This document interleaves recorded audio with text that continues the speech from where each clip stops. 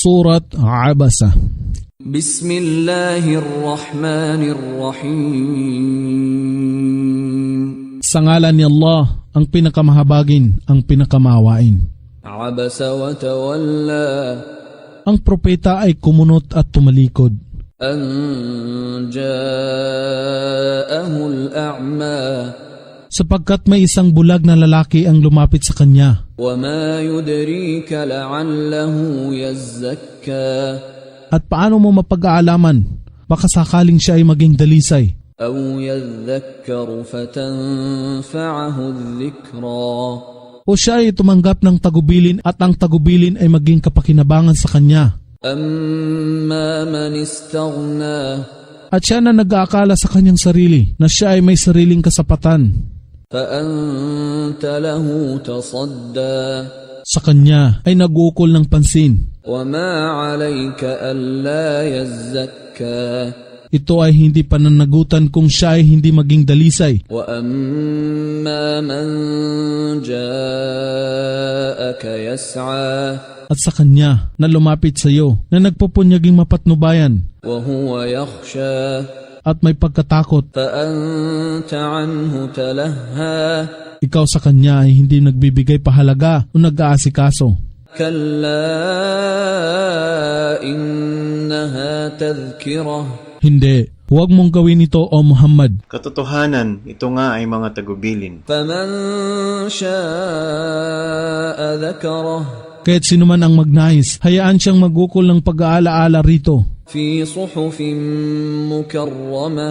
Ito ay nasa mga talaan na iniingatan sa karangalan, مَرْفُوعَةٍ مُطَهَّرَةٍ. na mataas sa karangalan, dalisay at banal, بِأَيْدِي سَفَرَةٍ. sa kamay ng mga tagasulat, كِرَامٍ بَرَرَةٍ. karangal-rangal at masunurin. قُتِلَ الْإِنسَانُ مَا أَكْفَرَهُ. Kasumpa-sumpa ang tao, siya ay napakawalang utang na loob. مِنْ أَيِّ شَيْءٍ خَلَقَهُ. Sa ano bang bagay siya ay nilikha namin? مِنْ نُطْفَةٍ خَلَقَهُ فَقَدَّرَهُ. Siya ay nilikha namin mula sa nutfa at aming binigyan siya ng ganap na sukat. ثُمَّ السَّبِيلَ يَسَّرَهُ. At pagkatapos, kanyang ginawa na maging magaan ang daan sa kanya. ثُمَّ أَمَاتَهُ فَأَقْبَرَهُ. At matapos, kanyang kinitlan siya ng buhay at inilagay siya sa kanyang libingan. ثُمَّ إِذَا شَاءَ أَنْشَرَهُ. At pagkatapos, kung ito ay kanyang kalooban, siya ay kanyang bubuhayin muli. كَلَّا لَمَّا يَقْضِ مَا أَمَرَهُ. Hindi, datapwat ang tao ay hindi tumupad sa ipinag-utos niya. فَلْيَنْظُرِ الْإِنسَانُ إِلَى طَعَامِهِ. Kaya't hayaang ang tao ay magsaalang-alang ng kanyang pagkain. أَنَّا صَبَبْنَا الْمَاءَ صَبًّا. Kung paano namin ibinuhos ang saga ng tubig. ثُمَّ شَقَقْنَا الْأَرْضَ شَقًّا. At hinati namin ang kalupaan. فَأَنْبَتْنَا فِيهَا حَبًّا. At pinapangyari namin ang butil ay tumubo rito. وَعِنَبًا وَقَضْبًا. Gayon din ang ubas at pagkaing halaman. وَزَيْتُونًا وَنَخْلًا. At ang uliba at punong palmera. وَحَدَائِقَ غُلْبًا. At mga halamanan na makapal at malago sa maraming puno. وَفَاكِهَةً وَأَبًّا. At mga bungang kahoy at luntiang damo. مَتَاعًا لَكُمْ وَلِأَنْعَامِكُمْ. Bilang ikabubuhay at pagkain sa inyo at sa inyong bakahan.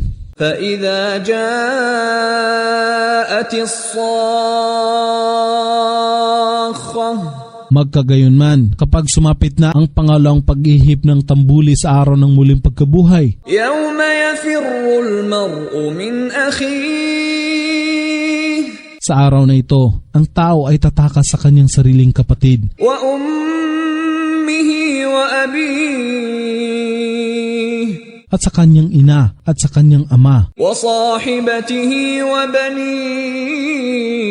At sa kanyang asawa at sa kanyang mga anak. لِكُلِّ امْرِئٍ مِّنْهُمْ يَوْمَئِذٍ شَأْنٌ يُغْنِيهِ. Sa araw na ito, ang bawat tao ay mababahala lamang sa kanyang sarili at hindi makakapagbigay ng pansin sa iba. وجوه يومئذ مسفرة Sa araw na ito, ang ibang mukha ay magniningning ضاحكة مستبشرة na humahalakhak at nagsasaya sa magandang balita. ووجوه يومئذ عليها غبرة At sa araw na ito, ang ibang mukha ay may bahid ng alikabok. ترهقها قترة Ang kadiliman ang lalambong sa kanila.